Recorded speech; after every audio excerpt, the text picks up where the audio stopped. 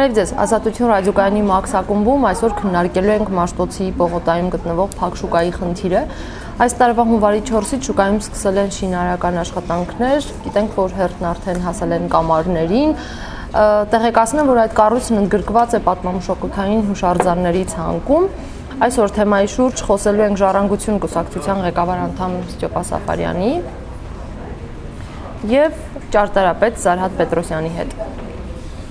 Բարև ձեզ։ Ես տեղեկացնեմ, որ մեր այսօրվա քննարկմանը հրավիրել էինք նաև Մշակույթի նախարարության, Պատմության ու մշակույթի հուշարձանների պահպանության գործակալության Երևանի տարածքային բաժնի պետ Կարո Այվազյանին, ով ընդհանրապես մի քանի րոպե առաջ տեղեկացրեց, որ հենց այս խնդրով նիստ է կազմակերպվելու, որին մասնակցելու է ու չի կարող մասնակցել այսօրվա քննարկմանը։ Բայց իմ գործընկեր Կարլեն Ասլյանյանը զրուցել է Մշակույթի նախարարության եւ քաղաքապետարանի կողմից ստեղծված հատուկ հանձնաժողովի նախագահ Մկրտիչ Մինասյանի հետ, ով գործընկերոջս հետ զրույցում ասել է, որ շուկայի նախկին տեսքը ամբողջությամբ վերականգնվելու է։ Լսենք պարոն Մինասյանին, հետո վերադառնանք ու քննարկենք մենք։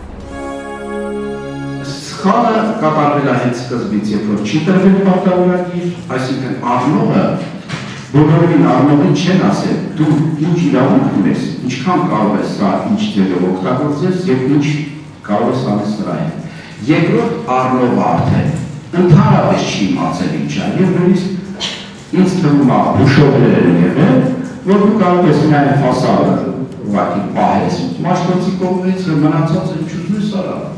Եվ դրա համար էլ նա կատարել է այդ աշխատանքը։ Հողային աշխատանքները սկսել է կատարել, որ դրա ոչ մի թույլտվությունը չուներ։ Հիմա մեր ջանքերը պետք է ուղղված լինեն նրան, որպեսզի մեր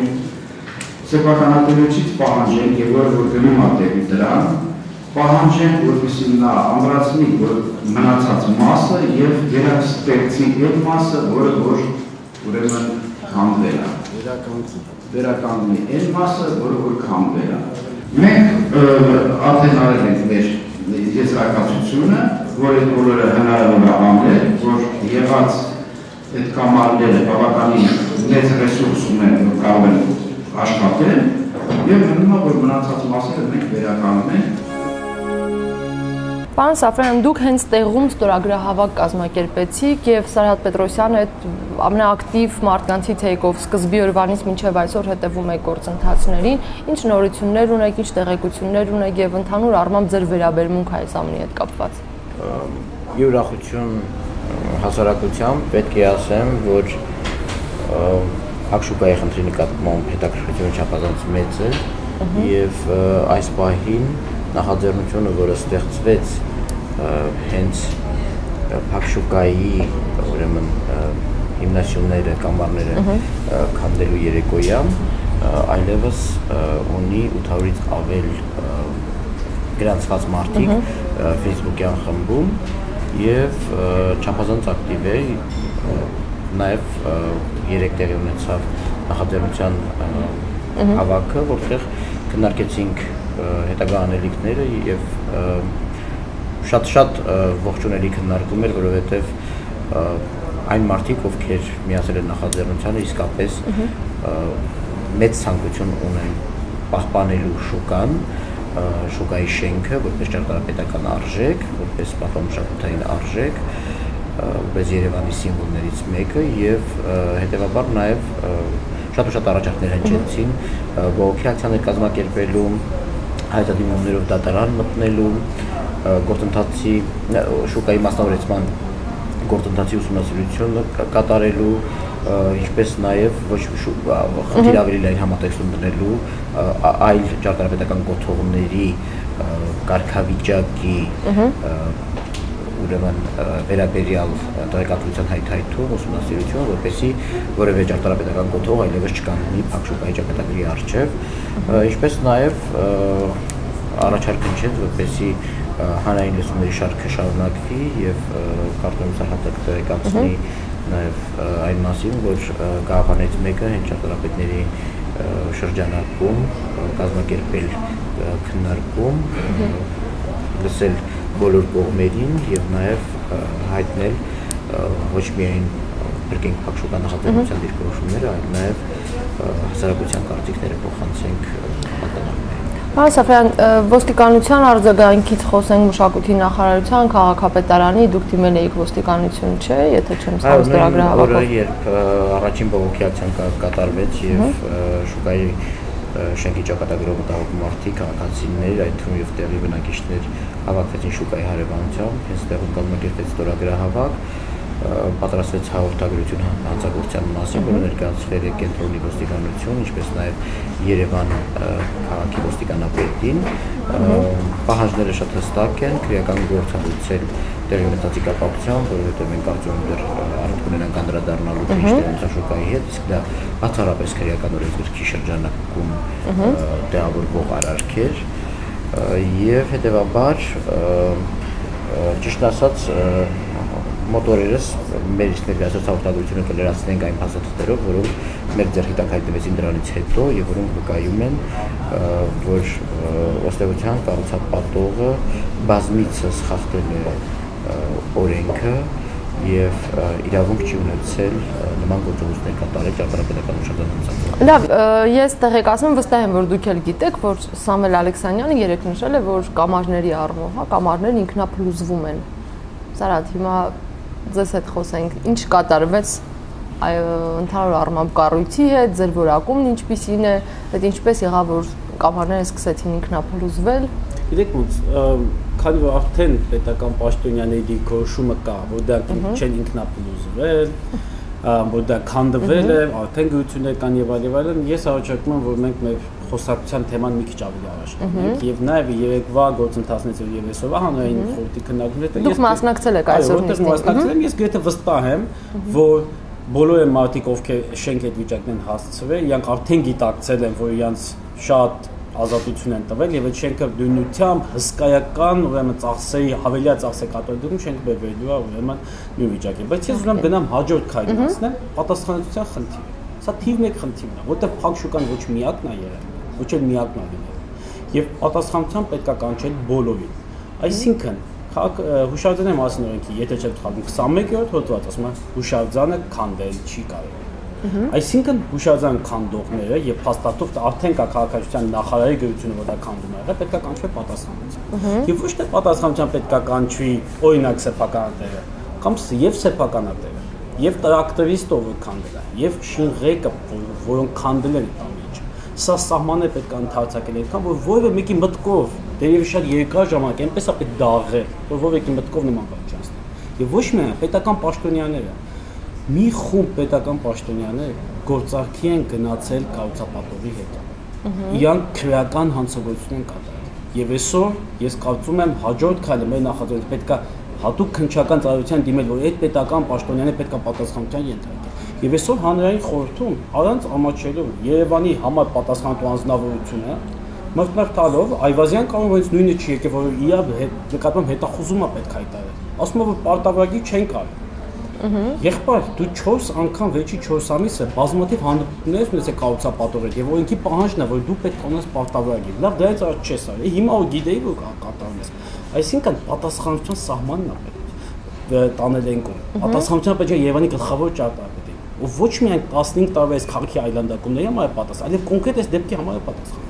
Որտեղ Երևանի քաղաքապետարանը կատարել է կոպտագույն մի խախտում, տվել է հողային աշխատանքների թույլտվություն, որը քաղաքացիական նախարարը ասել է, լսեք, այ անգրագետներ, դա հողային աշխատանք չի, դա քանդում է, հուշարձանի քանդում է։ Եվ այդ բոլոր այս ձևակերպը պետք է տա ճիշտ պատասխան։ Եվ պարոն Մինասյանին, որ ես շատ նկատմամբ շատ մեծ հարգանք ունեմ, իմ շատ լավ բարեկամն է, ես շատ ցավում եմ, որ այդ կողմում կանգնած քանդման մեջ մեղավորները պարոն Մինասյանի բարոյական նկարագիրը չունեն, որ գիտակցելով իրանց բանավոր խոստումներին հավատան։ Պետք է ստեղծվի դոկումենտացիա, փաստաթղթեր պետք է ստեղծվի, որպեսզի մենք իսկականից հասկանանք, որ այս քաղաքը, որի ռեսուրսը, որի ժառանգությունը մենք մաշացրել ենք, օգտագործել ենք միջև վերջ եւ ինքը կործանման եզրին է։ Եվ նորից եմ ասում, իմ սերունդը հազարավոր անգամներ ավելի շատ թանկ է վճարել այս ամեն ինչի։ Դա է հիմնական։ Պարոն Սաֆյան, Մինասյանի բանավոր խոսքը, որ շենքը վերականգնվելու է իր նախկին տեսքին, ձեզ օրինակ որքանով է հավատներ, ինչու որ այդպես էլ կլինի։ Գիտեք, ես կասկած չունեմ, որ եթե գործընթացի պատասխանատուն լիներ պարոն Մինասյանը, միգուցե վերականգնվեր, բայց պարոն Մինասյանը շատ չափազանց հեռու է այն շահերից, որոնք բավարարվում են պետական մարմնի ներսում, ամենատարբեր կոռուպցիոն սխեմաներով եւ նաեւ պետք է հիշել, որ այսպիսի խոստումներ շատ են տրվել։ Դեպ որպես ապացույց նկարագրեմ շատ կենցաղային բառերով ինչ է տեղի ունեցել։ Հունվարի սկզբներին շուկայի արդեն սալահատակը սկսում են քանդել։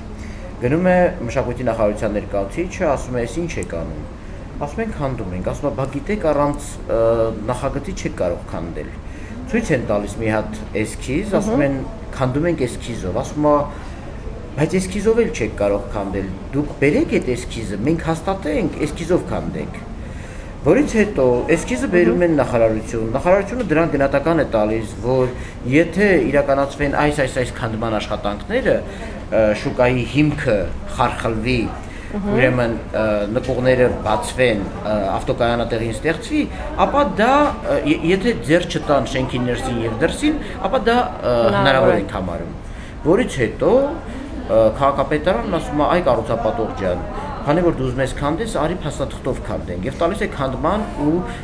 հողային աշխատանքների թույլտվություն, մինչև 0 հարկը քանդելու։ Հասկանում եք, իրենք են հասկացնում, որ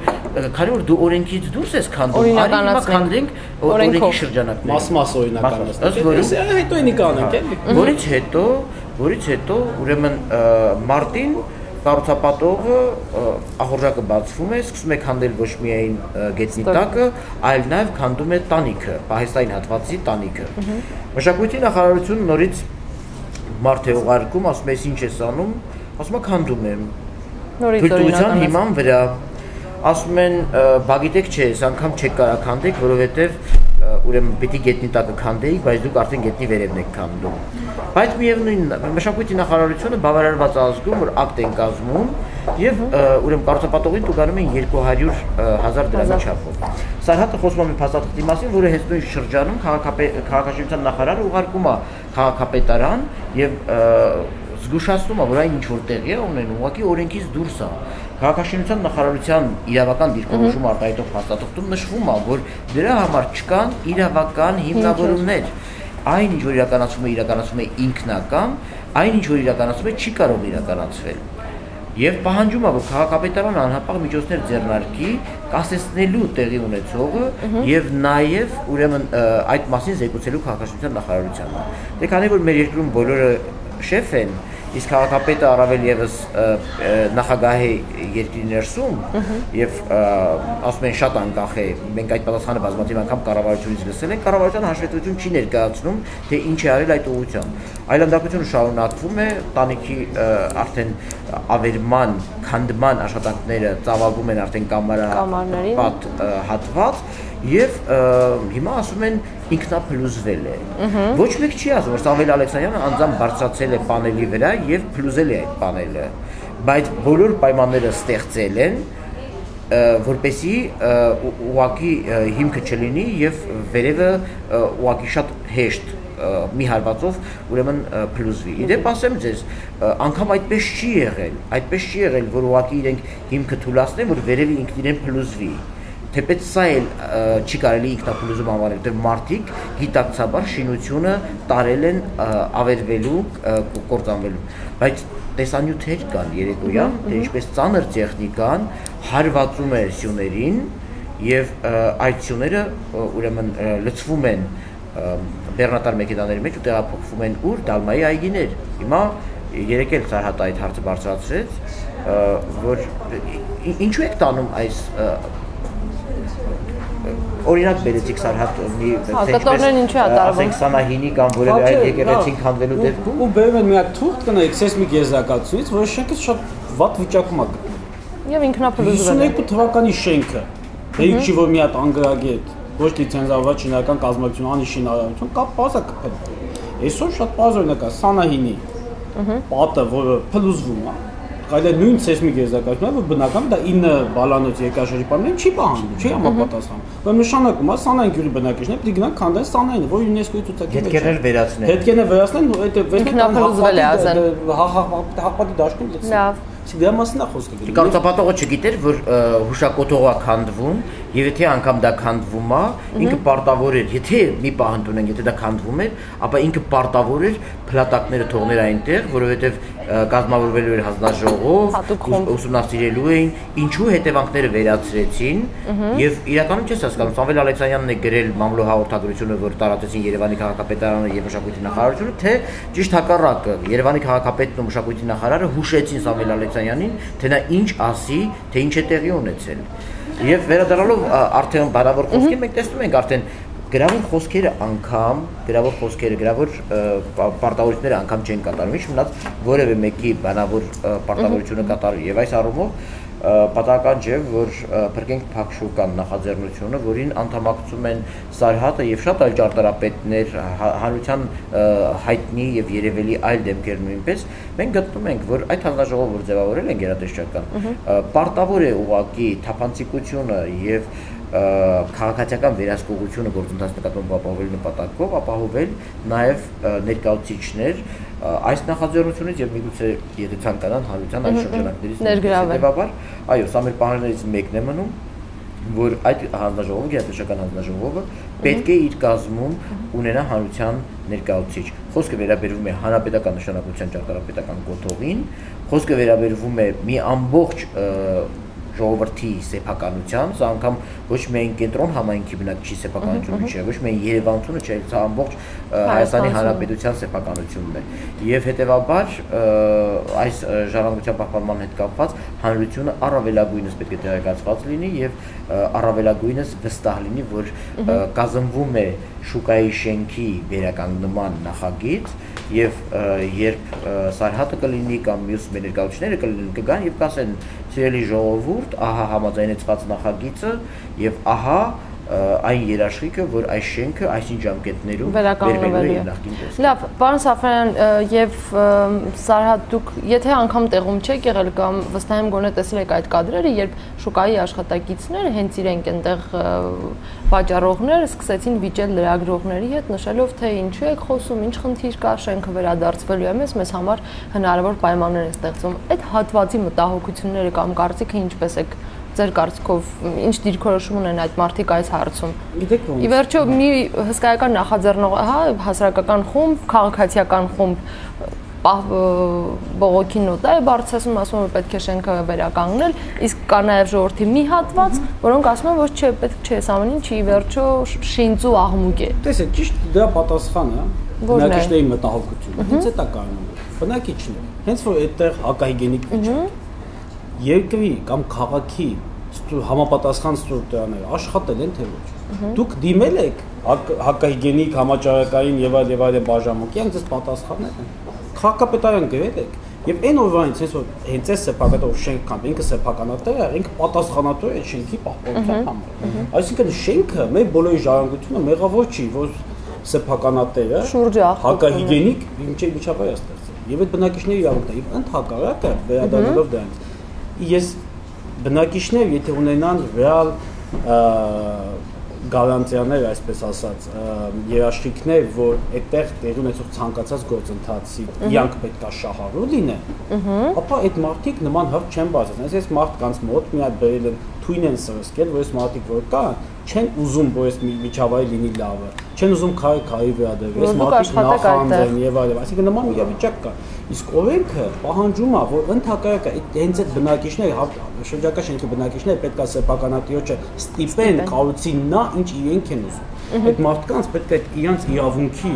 այդ միջավայրի տերը լինելու հասկացության պատկերացումները տան։ Եվ նաև ինձ թվում է մեր նախաձեռնության աշխատանքներից մեկը այդ պետք է լինի, որ այդ տեղի բնակության հետ աշխատի, ասի ժողովուրդ ջան, քաղաքության մասին 17, 14 կետնա, չգիտեմ որ կետնա, ձեր իրավունքն է, որ դուք բռնեք կառուցապատողի ցանկացած բուտկը չու, ցանկացած խանութ բանի օձիքից եւ յանց ստիպեք, որպեսզի միջավայր լինի այնպես, ինչպեսին ձեր։ Դա է խնդիրները։ Եվ նաև ամենակարևոր բաներից մեկը, որ ինձ թվում է, եւ նաև ձեր նախորդ նշած հարցին, որ այդ հանձնաժողովը եւ այլն տեսեք, այս քաղաքաշինությունն է, որին ասում ենք բազմաթիվ մեկ մաշտոցի այգում ենք խնդրում եմ եւ այլն, ինչ որ մարդկանց խումբ կա, որոնք 15 տարի մշակել են փայլուն, հղկված մի համակարգ, միլիոններ են դիզել մեր բոլորի ժառանգության, մեր բոլորի հանրային տարածքների հաշվին։ Եվ խնդիրը կա նրանում, որ այն մարդիկ, ում անունը մի մասը ես տվեցի, մի մասը չտվեցինք, այդ մարդիկ շարունակում են օգտագործել մեր բոլորիս ռեսուրսը։ Եվ պետք է դրան վերջ տրվի։ Եվ մենք որպես մասնագետներ չպետք է արդյոք գշեմ մեր բանուգործը թողած, գնանք իշում այդ չինովնիկներ, որոնց մենք մեր հարկերից վճարում ենք, իրաց չարած աշխատանքի տեղը,